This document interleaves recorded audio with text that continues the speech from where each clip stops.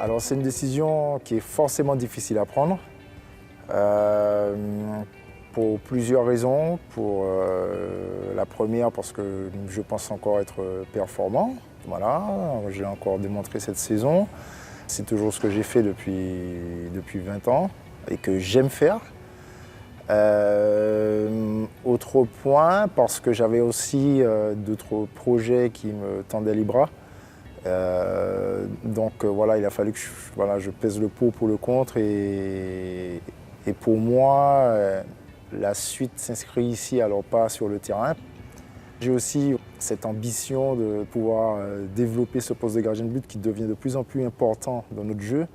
Et Tremblay me donne la chance aujourd'hui et ici de pouvoir embrayer sur ce chemin. C'est un projet que je mûris quand même ici depuis 2-3 ans. Voilà, j'ai commencé petit à petit à entraîner les jeunes gardiens du CF et puis je me suis découvert aussi cette passion de transmission que je suis aujourd'hui en train de structurer parce que je passe mon diplôme de coach titre 4 et qui presque naturellement me voit avoir ce poste pour l'année prochaine. Effectivement, pour moi, c'est hyper excitant. Cette saison déjà avec Rubens, par rapport à sa progression, par rapport à l'ampleur qu'il a pris maintenant sur le terrain. Et puis il a encore beaucoup de travail à faire pour encore se développer. Et puis l'arrivée de Cyril, qui est plutôt un gardien confirmé et qu'il faudra maintenir au plus haut niveau le plus longtemps possible, comme moi j'ai pu le faire.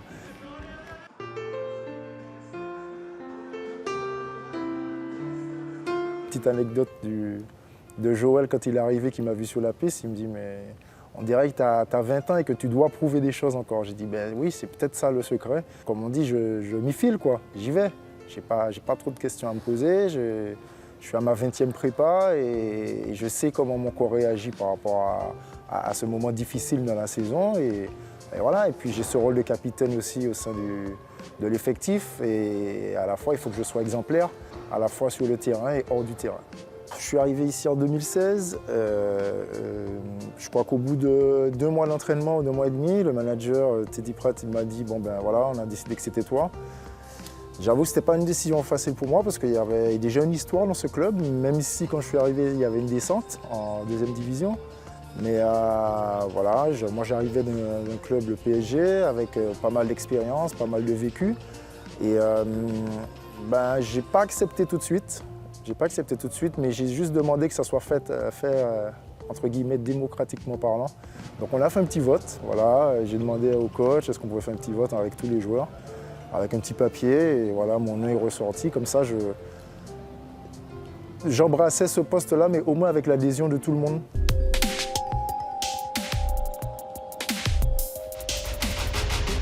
Depuis le mois de janvier, et ce premier match à Dunkerque, même s'il a été perdu d'1 but, il y a de nouvelles choses qu'on voit dans cette équipe. Voilà, une nouvelle dimension, des responsabilisations aussi de certains joueurs. Et ce qui fait qu'on a eu ces 2 victoires, Chambéry à l'extérieur et Limoges. Donc on est plutôt en grande confiance dans cette équipe, dans le travail qu'on mène tous les jours. Le dernier match avec le Paris Handball, le dernier arrêt face à Dunkerque pour que justement on voit éclore justement ce projet qatari. Voilà, fin de match, haletante. Ça Baptiste Buteau. Baptiste Buteau, exactement. Fin de match haletante, c'est pas le Coubertin que connaissait aujourd'hui, on avait à peine 500 personnes. Mais on sentait déjà tout cet engouement autour de l'arrivée du PSG QSI. Et c'est vrai qu'il y avait des pressions de partout. Je vois cette perte de balle de mon attaque et Baptiste Buteau qui arrive en face, en 1 contre 1. Et voilà, c'est un peu à la vie et à la mort. Et cet arrêt qui permet de voir éclore ce projet aujourd'hui au PSG, dont je suis hyper fier, même si je ne joue plus au PSG. Mais j'avais toujours milité pour que cette ville ait un grand club, même si on n'avait pas fait la meilleure des saisons dans cette première division. On avait tous à cœur de pouvoir justement marquer cette saison et pouvoir obtenir le maintien pour pouvoir voir arriver ce gros projet. À un moment donné, j'ai été souvent barré par des gardiens qui qu'on faisait arriver au club pour être numéro 1. Mais à chaque fois, je me suis nourri de tous ces joueurs. Et jusqu'à voir arriver Thierry Omeyer, le plus grand des plus grands. Et tout ça, ça m'a servi petit à petit au fil de ma carrière, de ma construction personnelle, dans mes performances. Et pour moi, de partir de Paris, à ce moment-là, je pense que c'était au bout de 4 saisons, après l'arrivée des Qataris, forcément, il y avait quelque chose, voilà, une boule au ventre, parce que j'avais vécu quand même 11 saisons d'affilée là-bas. Mais c'était un nouveau challenge aussi pour moi, une façon de pouvoir me voir évoluer autrement dans ce club de Tremblay et aussi partir peut-être sur la plus haute marche du PSG. Voilà. C'est à la fois un bon souvenir, mais un mauvais souvenir, c'est la finale du Final Four avec le PSG. Voilà, où on s'était raté sur le premier match, bon, on a quand même fini 3e, ce qui était la première participation à ce niveau-là de cette compétition pour le PSG. Et on voulait tellement la ramener, cette coupe, que voilà, il y avait une telle déception après. C'était aussi à la fois emmagasiner de l'expérience et essayer de retenir les leçons pour encore gravir un échelon et essayer de la gagner, ce que je le souhaite de tout cœur. Voilà. C'était donc le premier titre du Paris Handball, ce titre-là. Donc en fait, c'était une aventure humaine qui nous a emmenés jusqu'à cette finale contre Montpellier. Et effectivement, elle a une saveur particulière parce que écrire la première page de l'histoire de ce club, c'est vachement quand même excitant. Et on a fait un match vraiment de folie. Voilà, avec humilité, je vais dire que c'est mon meilleur match quand même de toute ma carrière, parce que faire 24 arrêts contre Montpellier, voilà, ils n'en pouvaient plus d'Annonay, ils ont tout essayé. Vas-y, on lui tire à la tête, on le couche. Ils ont tout essayé pendant le match. Franchement, c'était un match à très très haute intensité.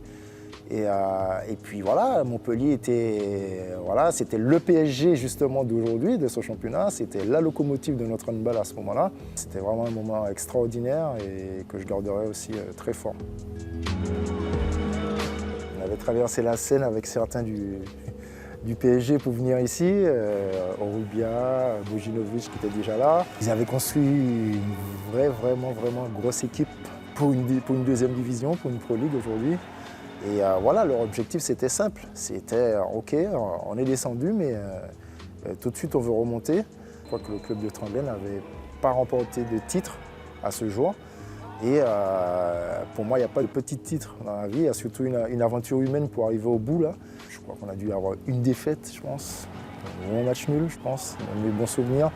Mais par contre, il y avait un partage dans ce vestiaire qui était énorme, avec de la bienveillance, parfois avec de l'exigence, parce qu'il y avait des joueurs qui avaient connu l'exigence du haut niveau, donc il fallait aussi emmener ça aussi, une culture de la gagne. On a vécu une saison extraordinaire avec une super apothéose, et c'est le meilleur souvenir que je garde ici.